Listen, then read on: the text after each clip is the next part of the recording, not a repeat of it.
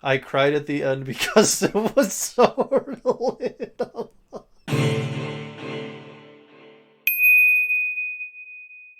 Hello, everyone. It is Josh by himself.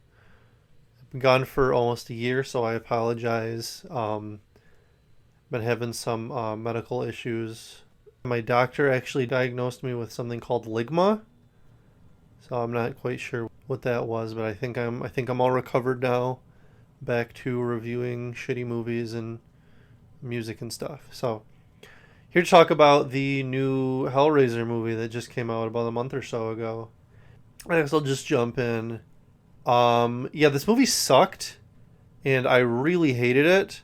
I watched it about probably. Yeah, it was actually the day that it dropped. So I don't remember what day that was, but I remember checking Hulu and it was like 12:05 and it had dropped at midnight. So I was like, all right, guess I'm doing that tonight. And oh boy, that was not a good experience.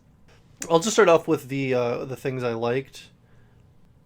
So I wanted to give it a little bit of time to sort of sink in, and also since then I rewatched part of Hellraiser 1 and I finally got around to watching Hellraiser 2.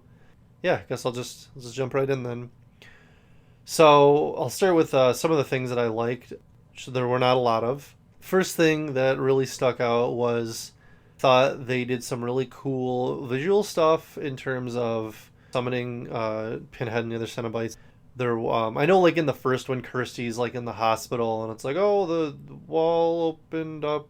Oh no, the Pinhead and whatever Butterball or whatever just kind of walked through the wall. Ah, this one they did like some actually really impressive things visually. I thought were cool. There was the one example where they're driving in the car and the girl's in the back seat. She's not doing well, and you can see she's looking in the front. She's looking up to the front of the van, and as she's looking, it's like the van keeps like getting longer, and she's like farther and farther away from them, and to the point where it's like they're kind of all just walking like or moving down like a hall at different speeds, so they're just like way ahead of her, and they keep getting farther ahead, and she's just like way behind, and it just keeps like stretching as as she gets closer and closer to to sort of the portal. That happens a few times where things kind of open up and there's like cool visuals. One of the other things that really stood out was there was, as far as I know, it was a new Cenobite who had like, well, spoilers I should say, had like a like no like head, but then had like face skin that was sort of like stretched. I don't really know how to explain it, but it was really cool looking. That was pretty much it for stuff that I liked. I didn't really have a good time watching this. Things I didn't like. Okay, well, the big draw was kind of like, oh, reimagining of Hellraiser that's sort of like a reboot, but kind of stays faithful to like the source material somewhat in terms of sort of the rule set and whatnot. And I did not like the Cenobites at all.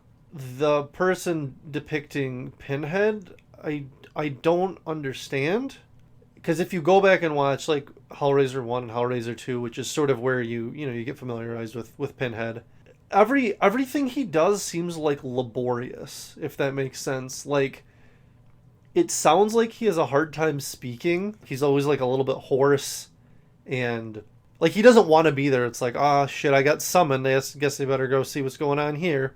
And also, if you notice, especially in Hellraiser 1, but Hellraiser 1 and 2, Pinhead doesn't really talk a lot. He's very sort of picky with his words. It's very to the point, sort of like, you summoned us, we came.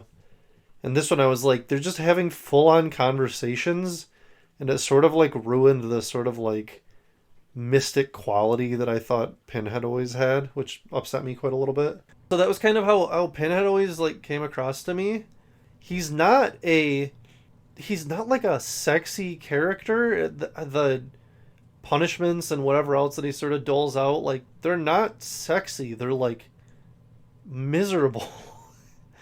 And he just to me always seemed like, I'm miserable, you're miserable, like, we're gonna go to hell, you're gonna be more miserable, I'm gonna get some enjoyment out of it, but that's what you get for summoning me, sort of. And I thought this depiction of Pinhead just didn't really make any sense. It was like very like sexy. I don't know. It was like done in a way that Pinhead and all of the Cenobites just looked like aliens to me. There's like a really specific look to the Cenobites. Like they don't really look like they look less and more than human. Like you can tell there's like human features, but like they're completely unrecognizable. This just looked like people dressed as aliens to me, unfortunately. And also the other thing is I think the Cenobites are supposed to be kind of like sexless and like raceless, you know? And I don't really think that was part of Hellraiser 2022. I felt like you could kind of tell like exactly everyone who was portraying every Cenobite. So I didn't like the way that they did the makeup and all of that stuff. Also, the Cenobites are really stupid. For whatever reason, they can only walk in a straight line, and like they can't figure out how like doors and gates work. Why did you have to dumb them down?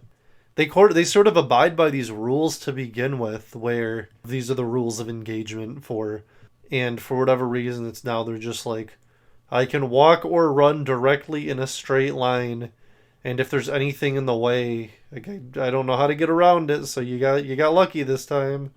You know, you go to Hellraiser 1, there's sort of like it's almost like part of the game. They sort of like toy with you, where it's like, okay, you summoned us, and then Kirsty's like, no, just wait, and Pinhead's like, all right, well, I'm gonna be back, so you better be ready.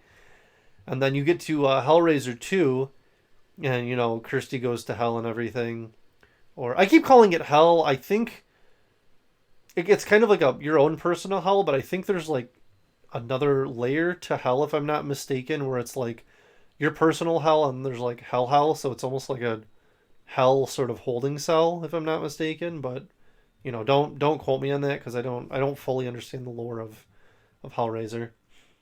So in Hellraiser 2, you kind of get this thing where Kirsty goes to hell and she's like, ah, get away from me, and Pinhead's pretty much like, we have eternity to just torture you, so yeah, you can have a few more minutes, you know, trying to figure all this shit out. I don't want to ruin anything for you guys. I also don't understand what the Cenobites are supposed to be exactly. They sort of indicate in Hellraiser 2 that, you know, people kind of become human again after Doctor. I think they just call him Doctor.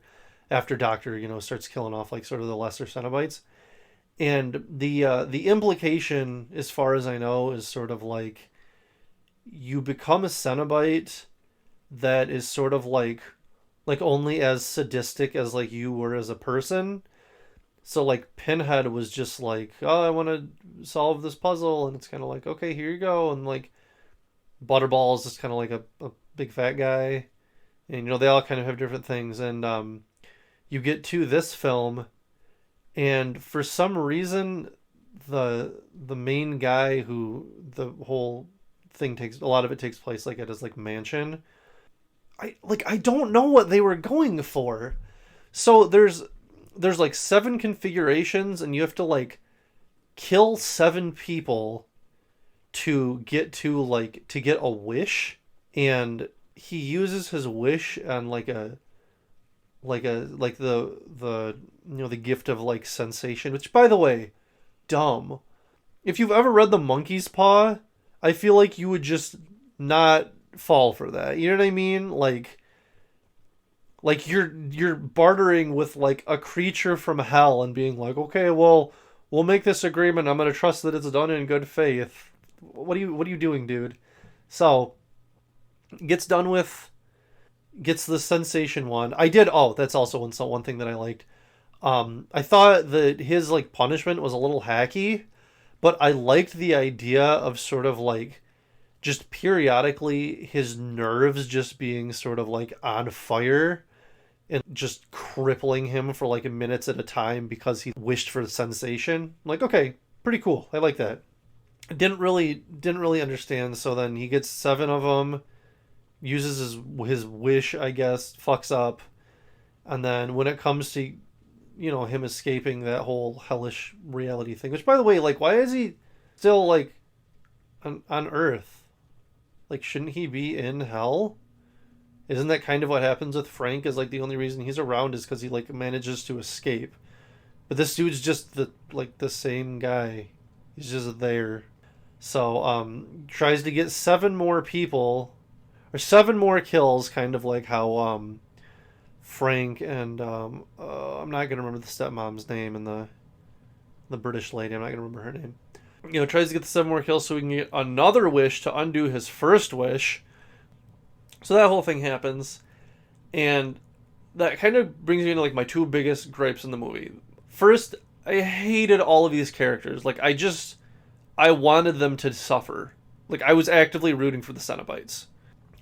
Just hated the girl, hated the brother, like, just all completely unlikable.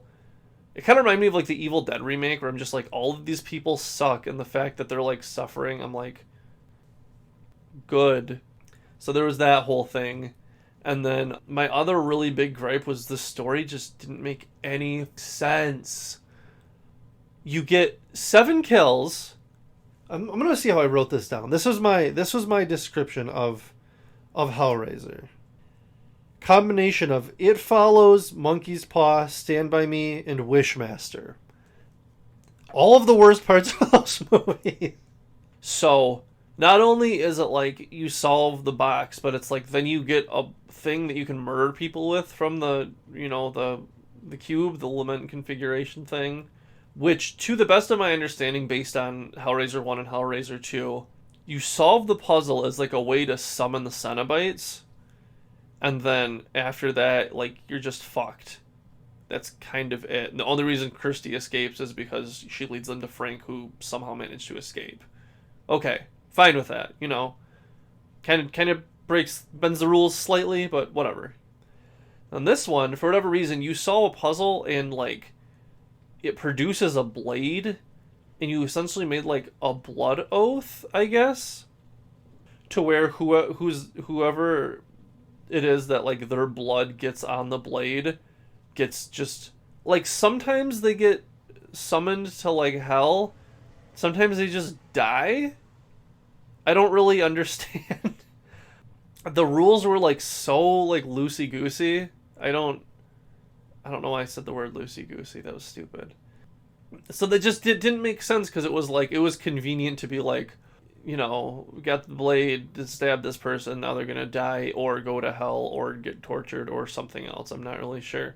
But, like, that sort of circumvents the whole idea of, like, summoning, the Cenobites, because it's like, it's not based on, like, your sort of dark curiosities, or you have sort of these desires to experience something outside of, like, the human realm. It's just sort of like, oh, oops, you accidentally touched this thing, now you have to go to hell forever. Like, that was kind of the whole point of the Cenobites, is that it's like, it's sensations outside of, like, pain and pleasure. It's like transcendent. Kind of undid that whole angle of the franchise, I guess. What else did I want to talk about in this? Yeah, so that was, like, a little bit, oh, and then when they do summon, like, they'll sometimes they go to hell, sometimes they die, and then sometimes they just summon the Cenobites. Oh, this thing is chasing you, but, like, it'll just, like, stand outside and wait, or just hang around, and then, like, eventually it'll get you. I don't know if you guys ever had this issue, but, like, I remember playing, like, the old Medal of Honor games. They would, like, partner you up with someone, and you would, like, run and do battles and, shoot and stuff. And you had just, like, an idiot guy who was, like, your sidekick, who would just walk into walls and then get stuck all the time. That's what it was like. They would just sort of walk up to the door and then just sort of stand there and, like, oh, I don't know how to get in. And then there's, like, a part where they use the blade thing to stab a Cenobite, and it's Cheddar. Which, by the way, watch Hellraiser 1. When he approaches Kirsty, he, like, fingers her mouth and, like, chatters in her ear. He doesn't just bite people. I don't understand. They turned him from, like, these weird sort of, like, transcendent beings with, like, these sort of desires and practices outside of, like, the realm of, like, human understanding, to just, like horror movie monsters. Was like, This guy will bite you. This guy is fast. This guy will chase you. Like they're just like so one-dimensional. I don't understand what they were going for at all. Also, a side note, they made it so there's a part where Pinhead pulls like a pin out of her head and stabs a lady with it, but the pin is like 8 inches long. Like, go watch the beginning of Hellraiser 2. They make it so it's like he's not dead, but he's just in constant agony.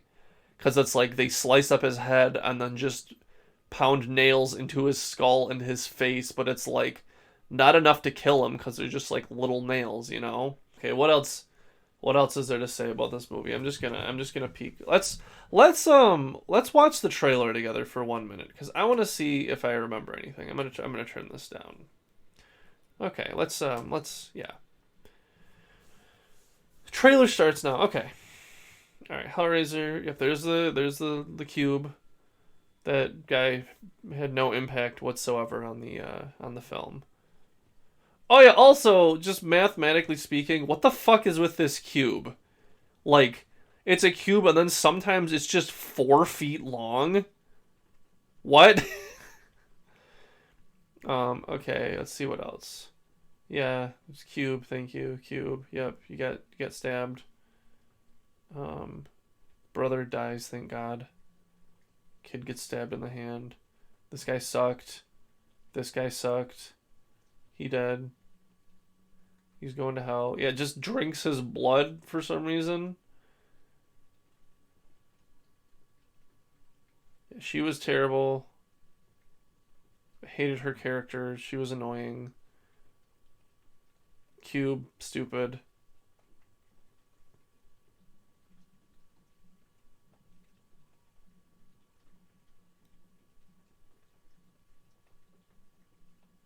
Cool, Cenobites, yeah. Like, how do you ruin the Cenobites? They're so cool and interesting. Like, you can do anything you want with them, you know? Like, I know in, like, the worst Hellraisers, they made them, like... You know, there was, like, the one that looks like Lemmy Kilmister. There was, like, the one that had, like, a bunch of CDs in his face for some reason. Yeah, this is the part where she pulls out a pin and stabs her in the neck. Yeah, that shit was terrible.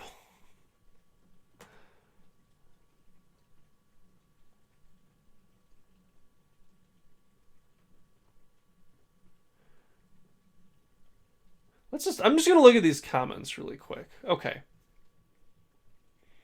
The box hurting you the more you solve it is a fantastic detail. Goes to show you really want it. But it doesn't hurt you the more that you solve it. You solve it once and then whoever gets stabbed with the thing just dies. Okay. This movie is very well done. We need more horror like this. I wish it had come to theaters. I would have paid to see it. No. Alright, this is a long one, but I feel like it's going to be pretty fucking dumb. This is a great symbolization of the human self-destruction. I'm an addict. Oh, God. I'm an addict and I relate to this completely. To think that someone's destruction is brought on by their own actions is exactly what we see here. No! It's brought on by the person who touches you with a fucking blade. They want to figure the box out and continue to do so despite being cut the more they figured out. No, that is not what happens. I'm going to assume you didn't... Okay, I'm just going to assume you didn't see the movie. Because that's not what happens. Then finally, after figuring the box out, they bring into their life all their biggest horrors and fears. Not what happens. Until it ultimately destroys them. No. And binds them to hell for all eternity. Dude, please stop listening to Avenged Sevenfold videos on YouTube where it's just Comic Sans saying Avenged Sevenfold and then it's like a bunch of like soldiers in the comment being like, this got me through Iraq. Just stop. Stop it. My only gripe, this movie deserves to be watched in theaters. No. Very rare to find horror like this nowadays. This is just like every single horror movie remake that just totally demolishes the lore of what it was supposed to add to. An atmospheric and fresh take, true to the original spirit of Hellraiser with phenomenal special effects and costume design. No, I costume design was awful. I'm gonna see if I can show some pictures of what the Cenobites look like. Cause they look like shit. They look so bad. Oh my god. Oh my goodness. I absolutely loved it. 12 years sober, and I completely related to this movie. I cried at the end because it was so relatable. I remember when I was battling addiction and a person who looked like an alien came to me and stabbed me in the throat and then put a bunch of hooks in my skin. It's exactly what my experience was like, too. Holy shit, you guys. It's so bad. It's so bad. I don't know if there's anything else to say. I'm sure I'll think of more later on. I think I hit most of the things that I hated. I don't know, guys. Just steer clear of this one. It's oh my god, it's so fucking bad. I hope I have some better news for you soon cuz this just seeing it and just seeing it kind of ruin this sort of like the fact that I kind of hold the Hellraiser up to this certain standard because I'm like it's such a unique horror movie. It's a little cheesy, but I just love so much about it, and seeing it just turned into this pile of ass just is crushing. And then to see people so excited about it, being like, "Oh, it's a fresh take," just oh my gosh, it's no. Really does not give me hope for the future. I'll be honest. So, all right, guys. Hopefully I'll have something better to share with you soon, but this has been unlistenable and this movie has been unwatchable.